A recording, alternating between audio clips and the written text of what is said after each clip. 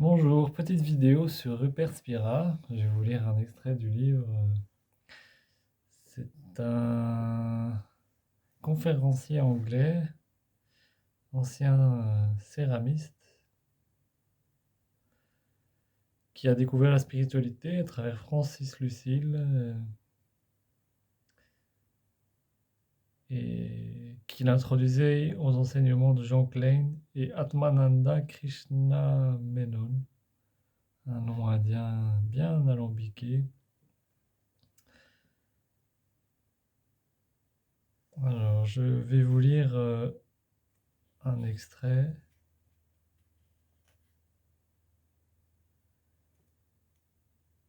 Un mental accoutumé à retourner régulièrement dans son essence pendant la méditation devient de plus en plus perméable à sa lumière, et de ce fait se déconditionne progressivement des résidus de séparation qui le dominaient depuis des années. Ainsi, l'agitation, la peur, la névrose et les sentiments de séparation et de manque cèdent aux sentiments de paix, de joie et de connexion avec les autres, les animaux et l'environnement. Et le temps aidant, ce changement se reflète dans nos comportements, nos activités et nos relations. En réalité, ces sentiments de paix, de joie et de connexion ne sont pas des nouveaux sentiments, ils correspondent simplement aux qualités inhérentes à notre nature essentielle, infiltrant notre expérience objective en perçant les couches jusqu'alors nébuleuses de contraction et de séparation. C'est la raison pour laquelle nous ne sommes jamais enclins à renoncer à de tels sentiments. On dirait qu'ils sont notre foyer, notre droit de naissance, ils le sont. La reconnaissance de notre véritable nature, sa reconnaissance d'elle-même atténuera toujours notre souffrance, bien que l'ampleur et la vitesse auxquelles ceci se produit seront dans la plupart des cas déterminées par la densité de nos conditionnements passés. Étant des vibrations du mental plus denses que ne le sont nos pensées et nos sentiments, le corps est généralement plus long à s'imprégner de la paix de notre véritable nature. Mais avec le temps, même le corps commence à être colonisé par la lumière de la conscience, entraînant une relaxation profonde ainsi qu'une sensibilité et une ouverture accrue. Lorsque le disciple d'un maître zen renommé lui demanda sur son lit de mort « Comment cela se passe pour vous maintenant, maître ?» il répondit « Tout va bien, mais mon corps a du mal à se mettre au diapason. » Bien que son mental fût clair, sa sagesse et son humilité lui firent reconnaître qu'il existait toujours des niches résiduelles d'expérience qui attendaient toujours d'être colonisées par la lumière de la conscience.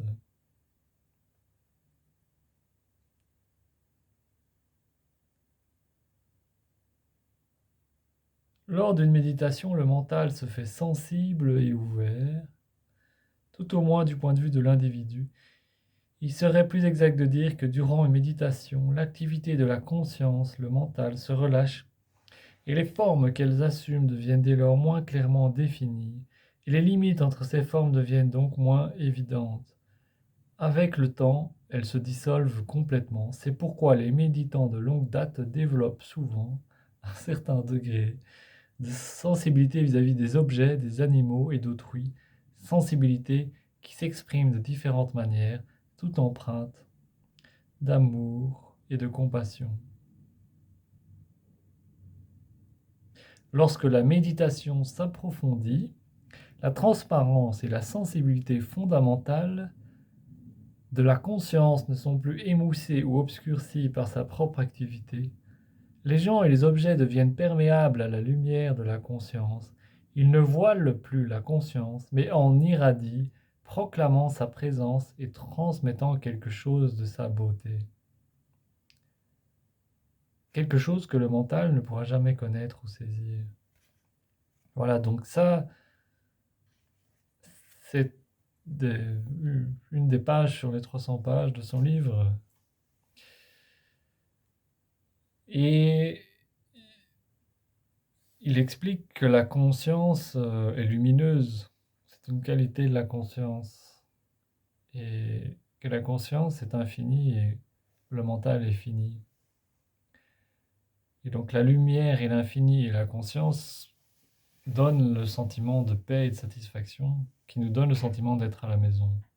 Qui dit que cette sensation de découvrir la conscience lumineuse est une sensation d'être chez soi et de vouloir y rester.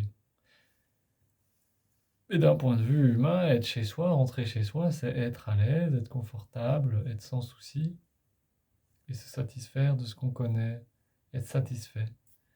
Et la conscience lumineuse infinie donne ce sentiment de satisfaction, de confort et ce sentiment d'être arrivé chez soi.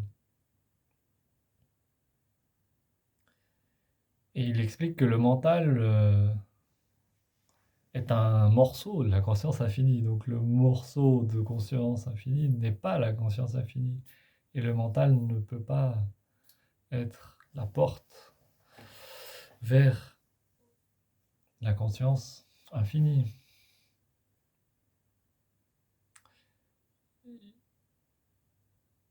Et il explique aussi que la méditation permet de rendre le mental beaucoup plus perméable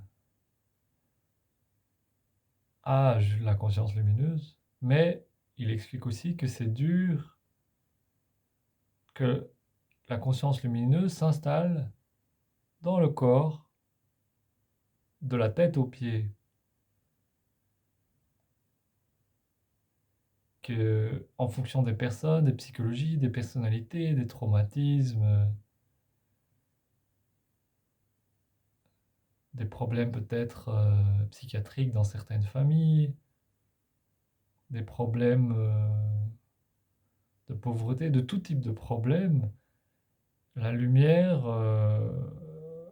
devra s'installer dans le corps en faisant dissoudre petit à petit les blocages, les névroses, les densités à l'intérieur du corps.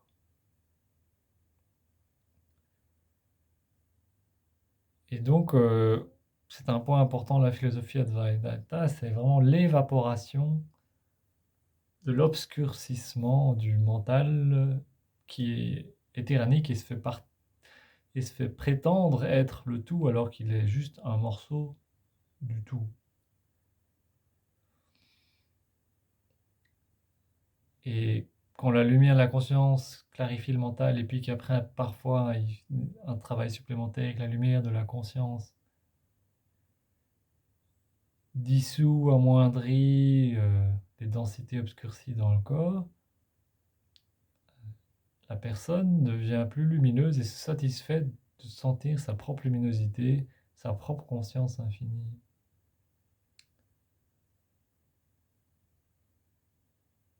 Et donc, le travail de méditation, c'est un travail de dissolution des soucis, de dissolution des doutes, des tracas et de dissolution des densités obscurcies dans le corps pour arriver à un sentiment de satisfaction. Un sentiment de sentir chez soi et satisfait.